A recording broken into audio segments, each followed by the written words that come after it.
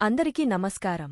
మేషరాశివారికి August నెలలో ఆరోగ్యం, విద్య, ఉద్యోగం, ఆర్థిక స్థితి, కుటుంబం మరియు వ్యాపారం సంబంధించిన గోచార ఫలితాలు గురించి మనం ఈ వీడియోలో తెలుసుకుందాం. అంతకన్నా ముందు ఈ వీడియోకి ఒక లైక్ వేసి మీ ఫ్రెండ్స్కి షేర్ చేయండి.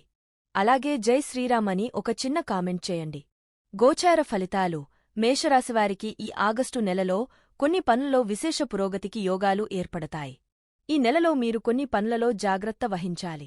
ముందుగా మీ నియంత్రణలో లేని పెరుగుతున్న అధిక ఖర్చులపై మీరు శ్రద్ధ వహించాలి. అదనపు భారం మీపై ఉంటుంది. కాబట్టి మీరు మీ ఆర్థిక పరిస్థితి పట్ల జాగ్రత్తగా ఉండాలి. రెండవది, మీరు మీ ఆరోగ్యాన్ని జాగ్రత్తగా చూసుకోవాలి. సక్రమముగా లేని దినచర్యల కారణంగా మీరు అనారోగ్యానికి గురవుతారు. సమయానికి వైద్యం చేయించుకోవాలని, అవసరమైతే వైద్య పరీక్షలు చేయించుకోవాలని సూచించబడుతుంది. ఆర్థిక విషయాల్లో డబ్బును స్వీకరించడానికి యోగాలు ఏర్పడతాయి, కానీ ఖర్చులు కూడా అలాగే ఉంటాయి. కెరీర్ విషయంలో ఈ నెల అనుకూలంగా ఉంటుంది. మీరు మీ కృషి వల్ల మీ స్థలాన్ని సంపాదించుకోగలుగుతారు. వ్యాపారం చేస్తున్నవారికి తమ వ్యాపారాలలో విజయం సాధిస్తారు. మీ వ్యాపారంలో మీకు సహాయం చేసే వ్యక్తులను మీరు కలుస్తారు. మీ ప్రేమ సంబంధాలు తీవ్రమవుతాయి. మీరు ప్రేమతో నిండిన క్షణాలను ఆనందిస్తారు. వివాహ సంబంధాలను బలోపేతం చేయడానికి యోగాలు కలుగుతాయి. విద్యార్థులు చదువులో మంచి ఫలితాలు సాధిస్తారు. కొన్ని సందర్భాల్లో వారికి మార్గదర్శకత్వం అవసరం. కుటుంబ జీవితం మధ్యస్థంగా ఉంటుంది. విదేశాలకు వెళ్లాలనే మీ కల నెరవేరుతుంది. కుటుంబ జీవితం: మేషరాశివారికి ఈ నెల కుటుంబపరంగా సగటుగా ఉండే బలమైన అవకాశాలు ఉన్నాయి. రెండవ ఇంటి అధిపతి శుక్రుడు బుధ గ్రహంతో కలిసి 5వ ఇంట్లో ఉంటాడు. దీని కారణంగా కుటుంబ జీవితంలో ఆనందం వెల్లివిరుస్తుంది. పరస్పర ప్రేమ పెరుగుతుంది. కానీ రెండవ ఇంట్లో కుజగ్రహంతో పాటు బృహస్పతి కలిసి ఉంటారు. ఇది భూమికి సంబంధించిన విషయాలలో కుటుంబ నిర్ణయాలు తీసుకునే సమయం అవుతుంది. పాత ఆస్తిని విక్రయించడాన్ని పరిగణించవచ్చు. ఇందులో మీ అభిప్రాయం కూడా తెలుస్తుంది. ఇది తీవ్రమైన సమస్య కావచ్చు. కాబట్టి జాగ్రత్తగా ఉండండి. ఆగస్టు 25న శుక్రుడు తన బలహీన రాశి అయిన కన్యారాశిలోకి ప్రవేశిస్తాడు. ఇది కుటుంబంలో కొన్ని వివాదాలకు దారితీయవచ్చు. కేతువు కూడా 6వ ఇంట్లో ఉంటాడు. కాబట్టి ఈ సమయంలో కుటుంబ వివాదాలను నివారించడానికి ప్రయత్నించండి. నెల ప్రారంభంలో రవి 4వ ఇంట్లో ఉండటం వల్ల ఇంట్లో మీ శక్తిని పెంచుతుంది. మీ స్థితి పెరుగుతుంది. స్వల్ప ఒడిదుడుకులు ఉంటాయి. కానీ ఈ నెల రెండవ భాగంలో సూర్యుడు 5వ ఇంట్లోకి ప్రవేశించడం, అలాగే 5వ ఇంటిపై శని యొక్క దృష్టి ఉండటం మరియు తిరోగమన బుధుడు 4వ ఇంట్లోకి రావడం వల్ల ఈ నెల రెండవ భాగంలో కుటుంబ జీవితంలో గందరగోళం ఉండవచ్చు. కాబట్టి మీరు కొంచెం జాగ్రత్తగా ఉండండి. మీ తల్లిదండ్రుల ఆరోగ్యంపై కూడా శ్రద్ధ వహించండి. మీ తోబుట్టువుల విషయానికొస్తే వారు మీతోనే ఉంటారు. మీకు సహాయం చేస్తారు. వారి పట్ల మీ అభిమానం కూడా చాలా పెరుగుతుంది. మీ అన్నదమ్ములతో కొన్ని కఠినమైన మాటలు మాట్లాడినప్పటికీ అవి మీకు హాని కలిగించవు. వృత్తి ఉద్యోగాలు: మేషరాశివారికి వృత్తిపరంగా ఈ నెల మీకు అనుకూలంగా ఉండే బలమైన అవకాశాలు ఉన్నాయి. 10వ ఇంటికి అధిపతి శని తిరోగమన స్థితిలో 11వ ఇంట్లో స్వంత రాశిలో కుంభరాశిలో ఉంటాడు. మీరు మీ కార్యాలయంలో చాలా కష్టపడి పనిచేస్తారు. మీరు అధిక అంకితభావంతో పూర్తి చేసే కొత్త ప్రాజెక్టులు మీకు ఇవ్వబడతాయి. మీ కష్టాన్ని అందరూ చూస్తారు. మీ పనిని చాలా మంచి పద్ధతిలో చేస్తారు. వాటిని సకాలంలో పూర్తి చేస్తారు. దీని కారణంగా మీరు మీ ఆరోగ్యం పట్ల శ్రద్ధ వహించరు. అయితే మీరు మీ పని చేసేటప్పుడు మధ్యమధ్యలో విశ్రాంతి తీసుకోవాలి. లేకపోతే మీ ఆరోగ్యం క్షీణించవచ్చు. మీరు వర్క్హోలిక్ అవుతారు. ఈ పరిస్థితి మీ పనికి చాలా మంచిది.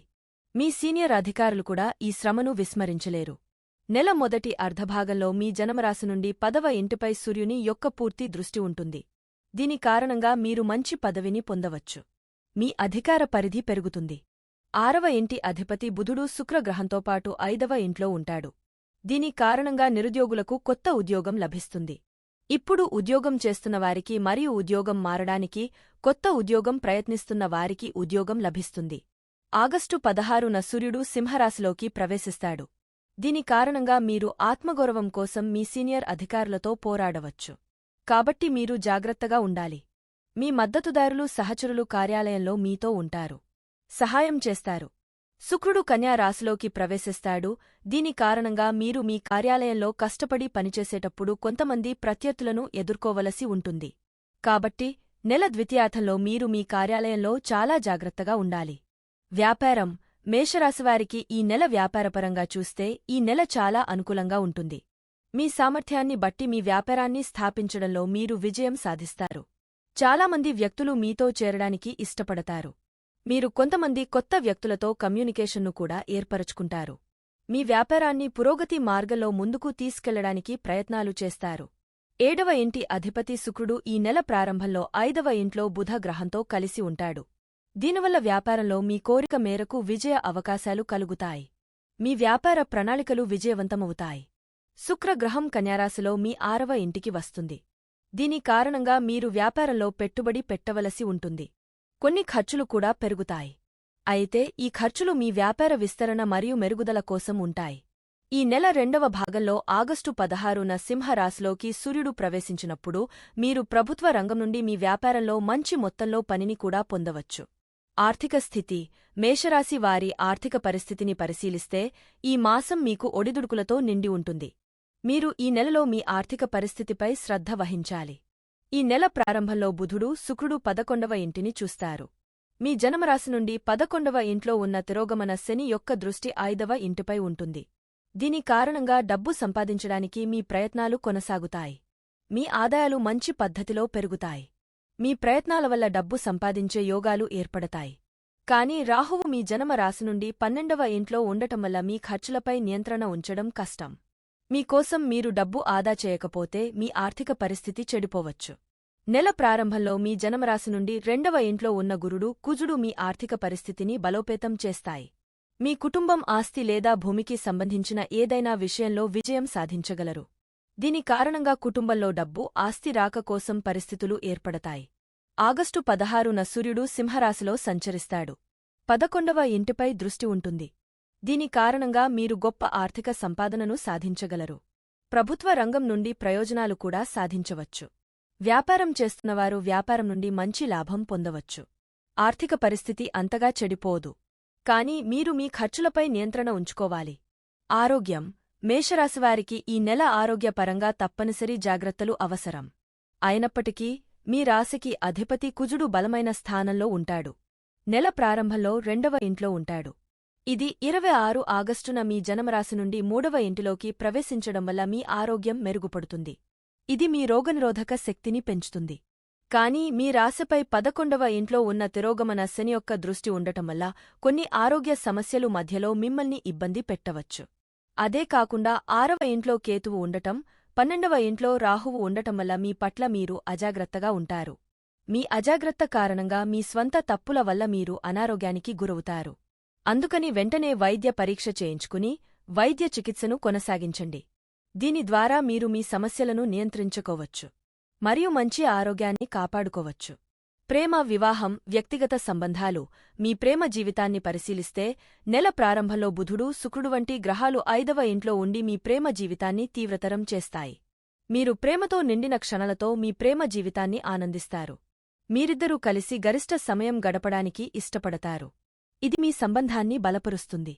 వివాహితుల గురించి మాట్లాడినట్లయితే ఈ నెల ప్రారంభంలో 7వ ఇంటి అధిపతి అయిన శుక్రుడు మీ 5వ ఇంట్లో బుధుడుతో ఉంటారు.